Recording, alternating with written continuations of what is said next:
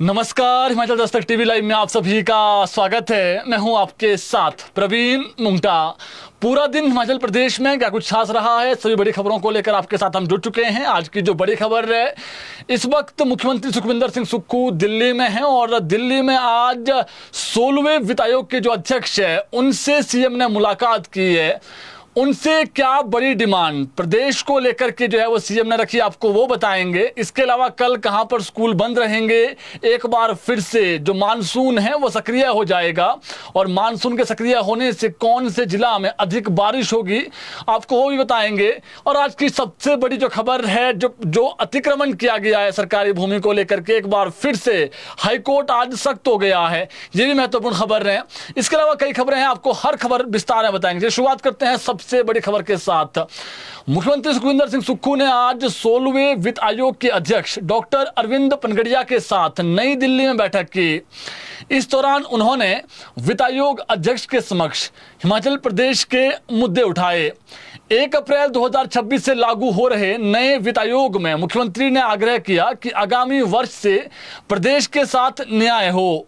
वर्ष जो है वो कह सकते हैं अब 1 अप्रैल 2021 से लेकर के 31 मार्च 2026 तक इसके बीच में हिमाचल प्रदेश के लिए जो है वो 37,199 करोड़ रुपए का जो है वो राजस्व घाटा अनुदान तय किया गया। वर्ष 2021-22 में 10,249 जो करोड़ रुपए हैं उसका अनुदान मिला, जबकि वित्तीय वर्ष 2022-23 में यह 11,431 जो करोड़ हैं वो प्रदेश को पैसा मिला। वित्तीय वर्ष 2022-23 में यह ग्रांट जो है वो 9,377 करोड़ मिली। वर्ष 23-24 की बात करें तो ये हमें 8,058 करोड़ और 2024-25 में 6,258 करोड़ रुपए मिली है। वित्तीय वर्ष 2025-26 की बात करें तो ये घट करके जो है वो यह जो राहत है ये केवल 3,257 करोड़ रुपए ही रह चुकी है और मिली है। ऐसे में अगले वित्त आयोग में पहाड़ी राज्यों का खासा ध्यान रखा जाए, ये जो मुद्दा है ये सीएम ने आज दिल्ली में उठाया है। सीएम ने हिमाचल की आर्थिक स्थिति को देखते हुए रेवेन्यू डेफिसिट जो ग्रांट है उसको बढ़ाने की मांग की है। वहीं उन्होंने पंचायती राज संस्थाओं और जो नगर निकायों को मिलने वाली आर्थिक सहायता का मामला भी उठाया। इतना ही नहीं, उन्होंने जो है वो 15वें वित्त आयोग में जो पंचायती राज संस्थाओं और जो नगर निकायों के बजट में कटौती की गई थी उसको भी जो है वो ये कहा है उन्होंने कि ये ऐसी कटौती ना हो। सीएम ने इसके अलावा राज्य के फॉरेस्ट कवर के हिसाब से वित्तीय संसाधनों का बंटवारा करने का आग्रह किया। इसके लिए जो लाहौल स्पीति के बर्फ से ढके जो क्षेत्र हैं उसको भी फॉरेस्ट कवर में गिनने की जो मांग है वो दिल्ली में रखी है। इस बर्फीले क्षेत्र का जो राज्य के जंगलों और नदियों में जो पानी को बनाने में अहम योगदान रहता है ये उन्होंने बताया वहां पर पनगड़िया को। सीएम ने वित्त आयोग चेयरमैन से आपदा इंडेक्स में, ये बड़ी खबर है जी, जो आपदा इंडेक्स है उसमें भी बदलाव का जो है वो आग्रह किया, क्योंकि इस इंडेक्स के अनुसार आपदा के वक्त बहुत कम जो राहत राशि प्रदेश को मिलती है, जबकि हमारा जो राज्य है वो पहाड़ी राज्य है, प्लेन्स के मुकाबले ज़्यादा मिलना चाहिए यहाँ पर। सीएम सुक्खू ने कहा कि केंद्र सरकार मैदानी राज्यों और हिमाचल को 1 किलोमीटर सड़क बनाने को मात्र 75,000 रुपये देती है। हिमाचल में तो 75,000 रुपये में 10 मीटर सड़क भी नहीं बन सकती है, क्योंकि वहाँ पर जब आपदा आती है, जो स्थिति है कटान करना है पहाड़ियों का, तो ये नहीं हो सकता। इसलिए आपदा इंडेक्स को बदलना बेहद ज़रूरी है। सीएम सुक्खू आज भी दिल्ली में है, बता दें आपको। और जानकारी के अनुसार केंद्रीय मंत्री निर्मला सीतारमण, केंद्रीय जो सड़क परिवहन मंत्री नितिन गडकरी और भी कुछ मंत्रियों से मिलने का समय मांगा गया है। समय मिलता है तो उनसे मुलाकात करेंगे। वहीं कल की बात करें तो कल सीएम वापसी हिमाचल प्रदेश आ जाएंगे और सूचना ये है कि सीधा दिल्ली से सीएम कांगड़ा के टांडा मेडिकल कॉलेज पहुंचेंगे। और कांगड़ा के लिए कल बड़ी जो सौगात है वो ये है कि जो रोबोटिक सर्जरी है इसकी कल शुरुआत होने वाली है। ये महत्वपूर्ण अपडेट है जी। जिस प्रकार से चमियाना में शुरू हुई है, आप देखें शिमला से जो शुरुआत है वो हो गई है, चमियाना में जो है रोबोटिक सर्जरी जो मशीन है वो लग चुकी है। और सीएम ये बार बार कहते हैं कि जो मेरा इलाज है वो रोबोटिक मशीन से हुआ है, तो क्यों ना जो गरीब लोग हैं, जो ऐसे लोग हैं जो बड़े अस्पतालों में नहीं जा सकते हैं, क्यों ना उनका इलाज भी प्रदेश के जो सरकारी अस्पताल में है वहाँ पर जो है वो उनका भी रोबोटिक सर्जरी से इलाज हो। तो ये जो शिमला से शुरुआत की थी, अब जो कांगड़ा के लोग हैं उनको भी टांडा मेडिकल कॉलेज में जो रोबोटिक सर्जरी है और उसकी जो सौगात है वो कल मिलेगी। इसके अलावा कुल्लू जिला में बारिश से सड़कों को भारी नुकसान हुआ है। इसी बीच आज डीसी कुल्लू ने नए आदेश निकाले हैं। उन्होंने मौजूदा हालात को देखते हुए मनाली और जो बंजार उपमंडल है, पूरे मनाली में कल छुट्टी रहेगी, बंजार में कल छुट्टी रहेगी। ये छुट्टियां स्कूलों में और जो शिक्षण संस्थान है वहां पर रहेंगी। यानी 12 सितंबर को सभी जो प्राइवेट और जो सरकारी स्कूल हैं, कॉलेज हैं, उनको बंद रखने के जो आदेश हैं वो आज जारी कर दिए गए हैं। इतना ही नहीं, आंगनबाड़ी, इसके अलावा जो कॉलेज हैं, ITI हैं, पॉलिटेक्निक कॉलेज हैं और जो फार्मेसी कॉलेज है वो कल बंद रहेंगे। और कल जिस प्रकार से बारिश लगातार हो रही है, तो इसके मद्देनजर जो है जो निर्णय है ये लिया गया है। वहां पर रोडों के हालात भी ठीक नहीं है। इसके अलावा शिक्षा विभाग के आदेशों के बावजूद, ये बड़ी खबर है जी शिक्षकों की, कुछ स्कूल जो लेक्चरर न्यू उनको कहा जाता है, 6ठी से 12वीं तक के जो बच्चे हैं उनको नहीं पढ़ा रहे हैं। शिक्षा विभाग ऐसे स्कूल लेक्चरर पर अब कार्रवाई की तैयारी कर चुका है। विभाग ने आज इस संदर्भ में एक ऑर्डर जारी किए हैं। इन आदेशों में सभी डिप्टी डायरेक्टर्स को यह लिखा गया है कि वो अगले 2 दिन के भीतर शिक्षा निदेशालय को ऐसे लेक्चरर के नाम और जो पता है वो पूरा भेज दें जो 6ठी से लेकर के जो बच्चे हैं 12वीं तक के बच्चे उनको नहीं पढ़ा रहे हैं। डिप्टी डायरेक्टर से रिपोर्ट मिलने के बाद शिक्षा विभाग इन टीचरों के खिलाफ जो है वो अनुशासनात्मक जो कार्रवाई है वो अमल में लाएगा। इससे पहले शिक्षा विभाग ने 23 जुलाई को भी जो 23 जुलाई है उसको ऑर्डर जारी किए थे। इन आदेशों में विभाग ने साफ किया था कि जो न्यू स्कूल लेक्चरर हैं इनको 6ठी से लेकर के 12th तक के बच्चों को पढ़ाना है। इससे पहले तक जो स्कूल लेक्चरर है वो केवल 11th और जो 12th के बच्चे उनको पढ़ाते थे। लेकिन शिक्षा विभाग ने फैसला लिया, इस व्यवस्था को बदला कि जो टीचर्स की कमी जिस प्रकार से आप देख ही सकते हैं, तो क्यों ना ये और बच्चों को भी पढ़ाए। तो निर्णय लिया गया कि जो स्कूल लेक्चरर न्यू हैं इनको भी जो है 6ठी से 12वीं तक पढ़ाना है।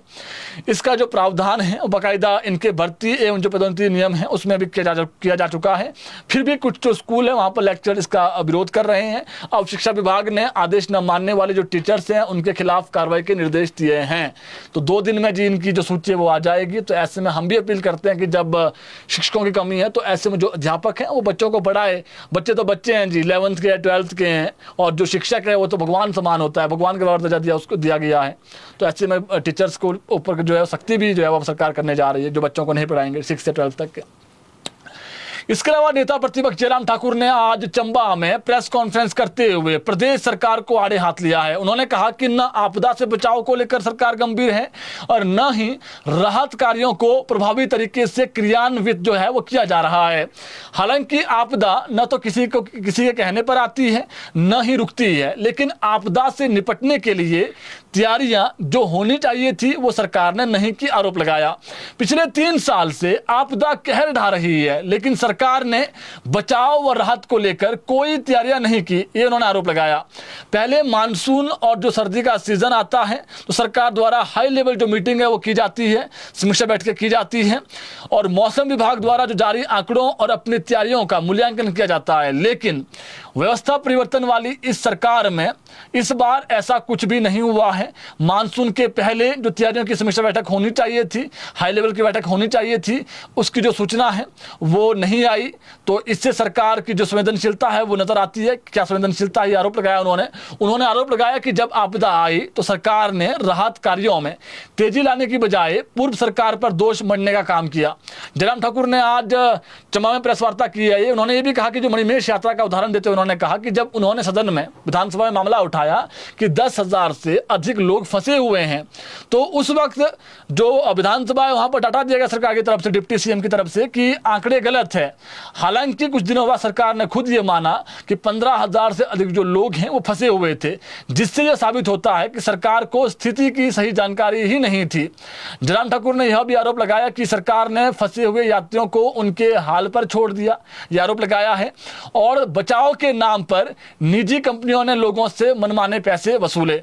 जयराम ठाकुर ने बताया कि भारतीय जनता पार्टी और केंद्र सरकार आपदा पीड़ितों की लगातार मदद कर रही है और आगे भी करती रहेगी, और जो प्रधानमंत्री ने पैकेज दिया है वो भी बहुत जल्दी जनता को मिलेगा। इसके अलावा हाईकोर्ट ने अफसरशाही की सुस्ती और लापरवाही पर कड़ा रुख अपनाया है। बड़ी खबर है, न्यायाधीश ज्योत्सना रिवाल दुआ की अदालत ने, खंडपीठ ने मध्य प्रदेश के जो शिक्षा सचिव हैं, उच्च शिक्षा निदेशक हैं, उप निदेशक मंडी हैं और राजकीय वरिष्ठ माध्यमिक विद्यालय टिकरी सदवानी के जो प्रधानाचार्य हैं उनके चिकित्सा बिलों के भुगतान पर रोक लगा दी है। 9 साल से याचिकाकर्ता के मेडिकल बिलों का भुगतान न करने और अदालत के पूर्व आदेशों का पालन न होने पर अदालत ने जो आदेश हैं वो जारी किए हैं। जस्टिस दुआ की अदालत ने आदेश दिया कि जब तक जो याचिकाकर्ता है व्यक्ति है इसके बिलों का भुगतान नहीं किया जाता तब तक इन अधिकारियों को चिकित्सा बिलों का जो भुगतान है वो न किया जाए। तो मेडिकल बिल्स रोक दिए इन अधिकारियों के, जो बेचारा 9 साल से प्रभावित हैं उसको जब तक नहीं मिलेंगे तब तक इनको भी न दिए जाए, ये कोर्ट ने ऑर्डर दिए हैं। इसके अलावा बड़ी खबर, आज की सबसे बड़ी खबर रही है, हाईकोर्ट ने सरकारी व वन भूमि को कब्जा मुक्त करने के आदेशों पर अमल न होने पर कड़ा संज्ञान लिया है। बड़ी खबर है, मुख्य न्यायाधीश के नाम लिखे पत्र में बताया गया है कि सरकार न तो पुराने कब्जाधारियों के खिलाफ हाईकोर्ट के आदेशानुसार कार्रवाई कर रही है, न ही नए कब्जों को रोक पा रही है। इस कारण हाईकोर्ट द्वारा पारित 8 जनवरी के 2000 जो आदेश हुए हैं जी, उसके आदेशों की कोई जो अनुपालना है वो नहीं हो रही है। वन विभाग कुछ दिन सक्रिय होने के बाद फिर से सो गया है और मुख्य न्यायाधीश गुरमीत सिंह संधवालिया ने और न्यायाधीश रंजन शर्मा की खंडपीठ ने इन पत्रों पर स्वतः संज्ञान लेते हुए इन्हें स्वतंत्र जनहित याचिका के रूप में पंजीकृत करने के आदेश दिए। कोर्ट ने सरकार को अब 3 सप्ताह के भीतर, अगले 3 सप्ताह के भीतर 8 जनवरी को पारित आदेशों की अनुपालना रिपोर्ट शपथ पत्र के माध्यम से दायर करने के निर्देश दिए हैं। यानी अगले 3 सप्ताह में भेजना पड़ेगा कि अभी तक आपने क्या किया इसमें, जो कब्जा हटाना है जी। तो बड़ी खबर है आज की हाई कोर्ट से ही है। इसके अलावा मंडी जिला में 16 सितंबर को पारंपरिक जो सैर, जिसको शायर उत्सव कहा जाता है, इसको लेकर के जो है वो स्थानीय हॉलीडे रहेगा। यानी मंडी जिला में लोकल हॉलीडे, पूरे प्रदेश में नहीं होगा। यह अवकाश मंडी जिला के सभी उपमंडलों सदर, मंडी, बल, गोहर, थुनाग, सुंदरनगर, जोगिंदरनगर, बाली चौकी, पधर, सरकाघाट, कोटली, करसोग तथा धर्मपुर में रहेगा। इस संबंध में हालांकि जो ऑर्डर्स हैं वो पहले ही निकाले गए हैं अपूर्व देवगन की तरफ से, और सैर उत्सव पर जो जिला में पहले भी स्थानीय जो अवकाश है वो होता रहा है और इस परंपरा को आगे भी जो है वो जारी रखा जाएगा और 16 सितंबर को अवकाश रहेगा। इसके अलावा शिमला के मस्जिद विवाद की पहली वर्षगांठ पर आज संजौली में हिंदू संगठनों ने प्रदर्शन किया। इस दौरान प्रदर्शनकारियों ने अर्ध पिंडदान भी किया। यह पिंडदान उसी जगह पर किया गया जहां बीते साल 11 सितंबर को संजौली मस्जिद विवाद में लाठीचार्ज और वाटर कैनन का प्रयोग किया गया था। देवभूमि संघर्ष समिति ने आज के दिन को सनातन शौर्य स्मृति एवं प्रतिशोध दिवस के रूप में मनाया। देवभूमि संघर्ष समिति के सह संयोजक विजय शर्मा ने बताया कि बीते साल 11 सितंबर के दिन ही पुलिस ने अवैध मस्जिद के खिलाफ शांतिपूर्ण आंदोलन करने वाले लोगों पर लाठीचार्ज किया था और आज इसकी पहली वर्षगांठ है। उन्होंने कहा कि जो प्रदेश में सनातन विरोधी सरकार ने पुलिस द्वारा आज के दिन जो है वो नियत सनातनियों पर वाटर कैनन का इस्तेमाल किया था, इसलिए देवभूमि संघर्ष समिति ने काला दिवस जो है वो इसको मनाया है। इसके अलावा बात करें, मेडिकल कॉलेज नाहन में कार्यरत एक सिक्योरिटी गार्ड पर छात्राओं से छेड़छाड़ का मामला जो है वो आरोप लगे हैं। उधर मामला संज्ञान में आते ही जो मेडिकल कॉलेज के प्रबंधन ने सिक्योरिटी गार्ड को निलंबित कर दिया है। करीब 1 सप्ताह पहले छात्राओं ने कॉलेज प्रबंधन को सिक्योरिटी गार्ड के खिलाफ शिकायत की थी। शिकायत में छेड़छाड़ सहित नंबर मांगने आदि के जो आरोप है वो लगाए गए थे। मामला संज्ञान में आते ही प्रबंधन ने तुरंत हरकत में आ गया प्रबंधन और कॉलेज की जो इंटरनल जांच कमेटी है उसने जांच बिठाई और वही शिकायत मिलते ही जो सिक्योरिटी गार्ड है उसको निलंबित कर दिया। प्रबंधन ने जो अपने स्तर पर जब जांच पूरी कर दी तो अब मामले में जो है वो आगामी कार्रवाई को लेकर जो पुलिस है उसको जांच रिपोर्ट सौंप दी है। उधर जांच रिपोर्ट के आधार पर जो पुलिस से आगामी कार्रवाई अब अमल में लाएगी। अब पुलिस इस मामले में जो है वो जांच भी कर ही रही है। बताया जा रहा है कि एक छात्रा के साथ छेड़छाड़ हुई तो छात्रा ने अन्य छात्राओं से डिस्कशन किया कि ऐसा कर रहा है। इसके बाद जो अन्य छात्राएं 18 छात्राएं उन्होंने भी यही आरोप लगाए हैं कि ये हमें भी छेड़ता है।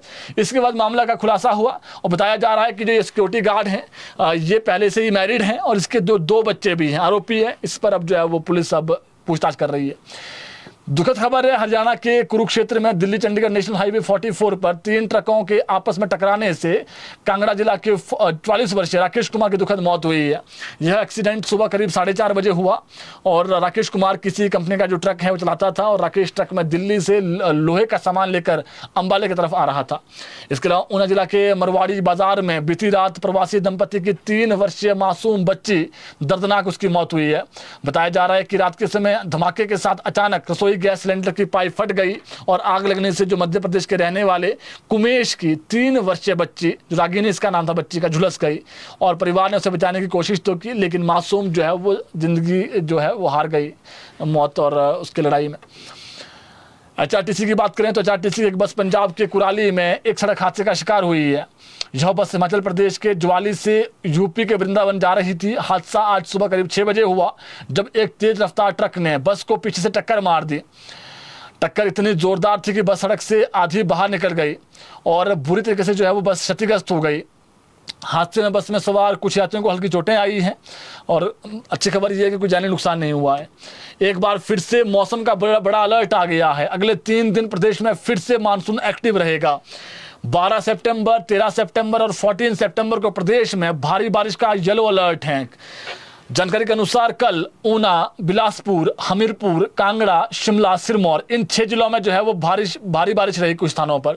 परसों की बात करें तो परसों ऊना, बिलासपुर, हमीरपुर, चंबा, कांगड़ा, मंडी, शिमला, सोलन और सिरमौर में जो है वो येलो अलर्ट है।